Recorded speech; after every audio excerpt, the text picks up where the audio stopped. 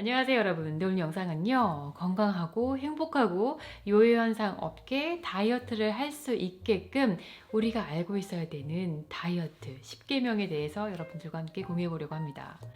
저는요 현재 42살이고요. 그리고 신장은 165cm, 그리고 몸무게는 51에서 52kg 정도 왔다 갔다 합니다. 그렇다고 제가 여러분 근육이 없냐고요? 운동을 매일매일 하고 있기 때문에 근육도 꽤나 있습니다. 그래서 오늘은요 제가 오랜 시간 동안 건강하게 제 신체 사이즈를 유지할 수 있었던 방법과, 그리고 요즘에 제가 열심히 공부하고 있는 자연요법, 건강한 식습관을 섞어서요 여러분들께 건강한 다이어트를 할 수 있는 10계명을 공유해 보도록 하겠습니다. 그럼 바로 시작할게요. 첫 번째는요, 이 다이어트라는 단어의 뜻을 정확하게 알자입니다. 많은 분들이 다이어트 하면은 살 빼는 식단으로 생각하는 경우가 많아요. 그런데 이 다이어트라는 단어는요, 사실 그리스에서 어원이 된 단어입니다. 그리고 이 뜻은요, 건강을 지킨다입니다. 네. 건강을 지키기 위해서 건강한 식습관이 중요하고 건강한 생활 습관이 중요합니다. 그리고 건강해지다 보면 살은 신경을 쓰지 않아도 자연스럽게 빠지는 부분이에요. 그래서 여러분들께서 앞으로 다이어트를 시작을 하신다면요, 오늘부터 살 빼는 다이어트 요거 해야지가 아니라 나 오늘부터 건강해져야지 라고 마음을 바꾸신다면 조금 더 긍정적으로, 조금 더 즐겁게, 조금 더 지속적인 그런 다이어트 건강 식단을 유지하실 수 있을 거예요. 우리가 슈퍼마켓을 가도요, 정말 신선한 제품보다는 가공식품이 훨씬 많습니다. 그리고 우리가 외식을 하거나 편의점 음식을 먹거나 배달 음식을 먹었을 때 이 가공 음식이 대부분을 이룹니다. 그런데요, 가공식품에서 자연식품으로만 옮기셔도 훨씬 건강해질 수 있고 훨씬 체중을 줄일 수 있습니다. 네, 가공식품에는요, 육류, 유제품, 그리고 면 종류, 아니면 쌀 같은 곡식 종류, 약간만 좀 가공을 해서 먹기 쉽게끔 만들어진 가공식품이 있는 반면에 초가공식품들이 있어요. 저렴한 식재료를 이용해서 갖가지 첨가제와 조미료, 설탕, 정제 등 탄수화물을 넣어서 만든 음식들이죠. 이런 음식들은 보통 우리가 쉽게 먹을 수 있는 과자, 빵, 인스턴트 라면, 그 다음에 피자, 양념통닭, 그리고 슈퍼마켓에서 너무나 쉽게 찾아볼 수 있는 다 조리가 된 음식들이 있죠. 이런 것들이 모두 초가공 식품입니다. 이런 걸 너무 자주 드시다 보면요, 여러분 몸이 상하고요, 살이 찌고요, 몸에 독소가 쌓이고, 그리고 이런 음식들은 중독성이 높아서 끊기가 힘듭니다. 대신에 원래의 모습을 볼 수 있는 자연식품을 자주 드셔야 됩니다. 이 자연식품이라 함은 채소, 과일이 가장 쉽게 찾아볼 수 있는 식재료이고요. 그리고 고기를 드신다고 해도 소세지나 베이컨, 돈가스 이런 가공육 말고요, 대신에 우리 신선하게 살 수 있는 고기들 있죠. 그런 거를 드시는 게 훨씬 좋습니다. 물론 생선도 마찬가지고요. 그래서 다른 거 다 시작하시기 전에 일단 가공식품 줄이시고요, 자연식품을 드시는 비율을 훨씬 높여보세요. 이게 첫 번째 건강한 식단의 출발입니다. 네, 다이어트라 함은 단기적으로 짧게 화끈하게 살을 빼는 게 아니라 정말 죽을 때까지 영원히 해야 되는 건강한 식습관입니다. 근본적으로 내가 항상 건강한 체중을 유지하고 건강한 몸을 유지하고 싶다 하신다면 지속적으로 내가 할 수 있는 그런 다이어트 법을 찾으셔야 되고요. 다이어트를 시작했을 때 처음 2, 3주, 한 달 동안은 큰 변화가 안 보일 수도 있습니다. 그럴 때 나는 안 돼, 그냥 살도 안 빠지는데 다시 옛날 먹던 대로 먹어야지 해서 돌아가는 게 아니라, 그런 한 달, 두 달의 시간이 모이고 그런 시간들이 지속이 됐을 때 결국에는 내가 건강해질 수 있고 또 건강한 체중과 몸매를 유지할 수 있게 되는 거죠. 다이어트 방법에는 많은 방법들이 있어요. 비건 다이어트, 베지테리안 다이어트, 카니보어 다이어트, 저탄고지, 저지방 다이어트, 그냥 굶는 다이어트, 단식 다이어트 등등 정말 많은 다이어트가 있습니다. 저 같은 경우에는요, 베지테리안 다이어트 하고 있고요, 간헐적 단식하고 있고, 그리고 1년에 2번씩 단식 모방 다이어트를 하고 있습니다. 왜냐면요, 이 방법들이 저에게 가장 잘 맞았거든요. 제가 베지테리안이라고 해서 여러분들이 육식을 드신다고 저는 여러분들을 비판하고 싶지 않습니다. 왜냐면 여러분들께서 단백질의 양이 월등하게 필요할 수도 있고요. 아니면은 야채나 과일 드셨을 때 소화가 잘 안 되시는 분들도 있어요. 이러신 분들은 채식보다는 육식을 조금 더 많이 하셔야 되겠죠. 그래서 일단 여러분들의 몸을 잘 파악하셔야 됩니다. 내 몸에 어떤 음식들이 잘 맞는지, 그리고 어떤 음식을 먹었을 때 소화가 잘 안 되고, 그리고 배에 가스가 차고, 그리고 변비가 생기고 설사가 나고, 이런 것들을 잘 파악하셔야 되고, 이런 문제를 일으키는 음식들은 일단 제거하시는 게 좋아요. 아무리 건강한 음식이라고 하고 아무리 유행하는 그 다이어트법이라고 해도요, 여러분들이 드셨을 때 이 몸이 받아주지가 않으면 나쁜 음식입니다. 대신 내가 잘 소화할 수 있는 음식, 일상생활에서 일을 하면서 쉽지만 건강하게 먹을 수 있는 음식들, 이런 것들에 대해서 좀 체크를 해보시고요. 최대한 여러분들의 스케줄에 맞게, 생활 패턴에 맞게, 몸에 맞게 그렇게 다이어트를 짜셔야 돼요. 그래야 이런 다이어트법을 하실 때 스트레스도 없고 즐겁게, 편하게, 그리고 지속적으로 이 방법들을 유지해 나갈 수 있습니다. 건강한 식단을 만들기 위해서 현재 내가 어떤 것들을 어떻게 영양은 불균형하게 먹지 않고 있는지, 이런 것들을 파악하는 게 가장 우선입니다. 그런데 이런 부분들을 간과하시는 분이 많아요. 내 식단의 영양 상태를 알아보기 위해서 가장 좋은 방법은 일단 전문의를 찾아가는 거겠죠. 그런데 이런 게 어려우시다면 집에서도 간단하게 하실 수 있습니다. 저 같은 경우에는요, 팻시크릿이라는 앱을 통해서 이 부분들을 확인하고 있는데요. 여러분들께서 평소에 드시는 것들을 정말 솔직하고 담백하게 이 앱에 넣어주세요. 하루에 얼마나 많은 탄수화물, 지방, 단백질을 섭취했는지, 그리고 거기에다가 얼마나 많은 나트륨, 식이섬유, 당을 섭취했는지 한눈에 보실 수 있어요. 그래서 이것만 잘 파악하셔도 앞으로 식단을 짜실 때 좀 더 영양 상태에 균형이 맞는 건강한 식단을 짜실 수 있을 거예요. 우리는요, 언젠가부터 하루에 3끼 꼭 먹어야 된다는 그런 패러다임에 쌓여서 살았어요. 저도 그랬고요. 그리고 뭐 아침, 점심, 저녁만 먹나요? 그 중간중간에 간식도 드시고, 커피도 드시고, 차도 드시고, 케이크도 드시고, 과자도 드시고 등등 야식도 드시죠, 참.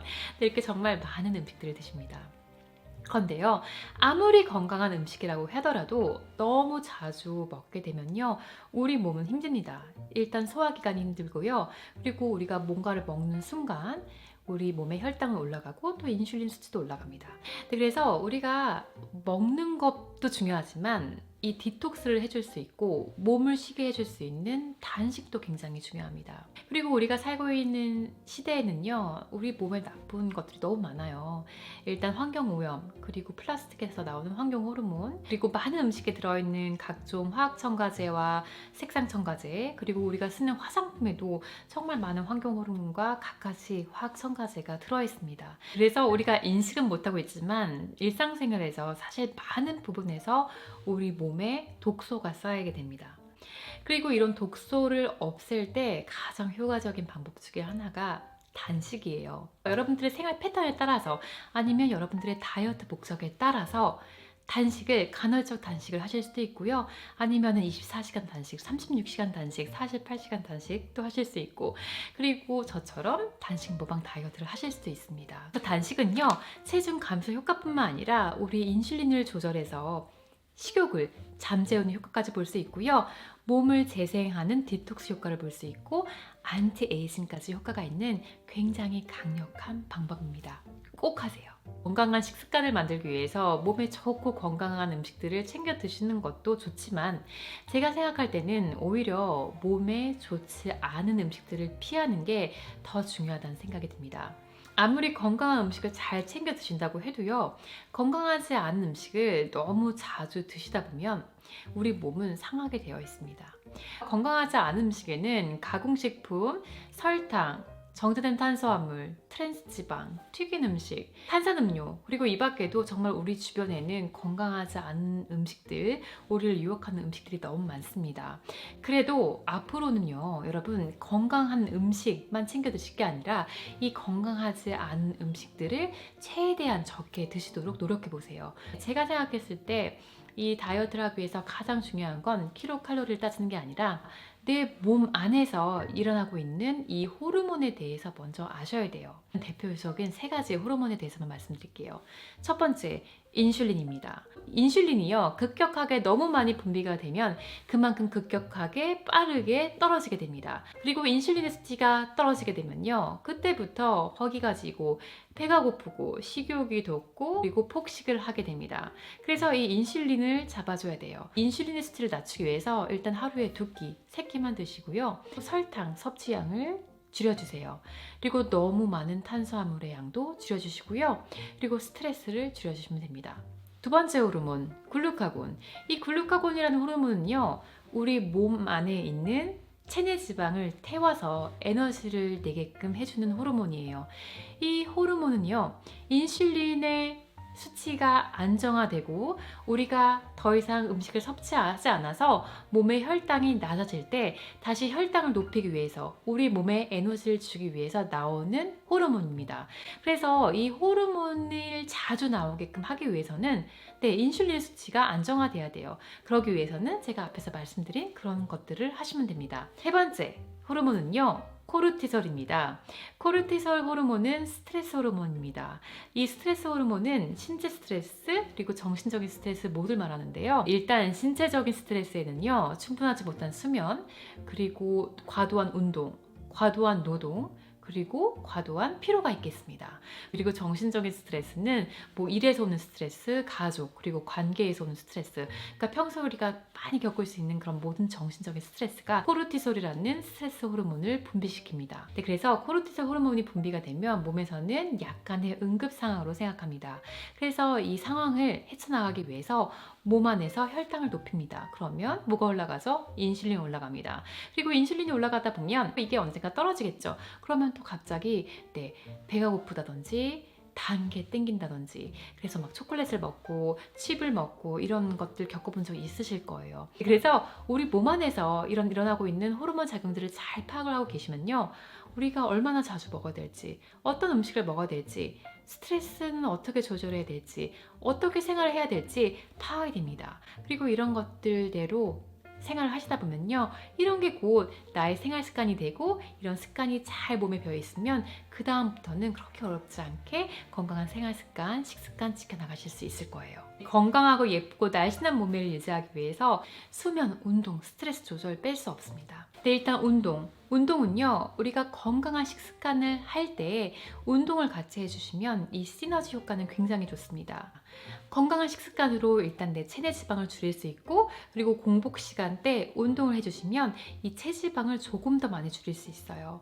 그리고 근력 운동이나 히트 트레이닝을 하시면요, 몸에 근육을 줍니다. 그래서 몸매를 좀 더 예쁘게 지탱해 줄 수 있고, 또 근육이 많아지면 우리 몸의 기초 대사량이 높아집니다. 그래서 그만큼 우리가 아무것도 하지 않아도 우리 몸에서는 에너지를 더 많이 필요로 하게 돼서 약간의 다이어트 효과가 있는 거죠. 두 번째, 스트레스입니다. 아무리 건강한 식습관을 하고 운동을 해도요, 스트레스가 너무 많다 보면 이 스트레스에 의해서 폭식을 하게 될 수 있고, 아니면 끊임없이 먹는 그런 나쁜 식습관을 가지게 될 수도 있어요. 그래서 호흡 운동, 명상, 운동 등을 통해서 이 스트레스를 잘 관리해 주시는 게 굉장히 중요해요. 세 번째, 수면입니다. 충분한 수면을 하지 못하면 우리 몸의 신진대사가 느려지고요, 호르몬도 제대로 작동하지 않습니다. 스트레스가 올라가고요, 그러면 또 폭식이나 식욕이 올라가게 되겠죠. 그래서 체중 조절을 하기 위해서 건강한 식습관뿐만 아니라 건강한 생활 습관까지 좀 관리를 해주셔야 조금 더 빠르고 효과적이고 건강하게 여러분들의 체중 조절을 해주실 수 있을 거예요. 마지막은요, 가끔씩은 제가 앞에서 말씀드린 거 다 신경 쓰지 마시고요, 여러분들이 좋아하시는 음식 맛있게 드시라는 겁니다.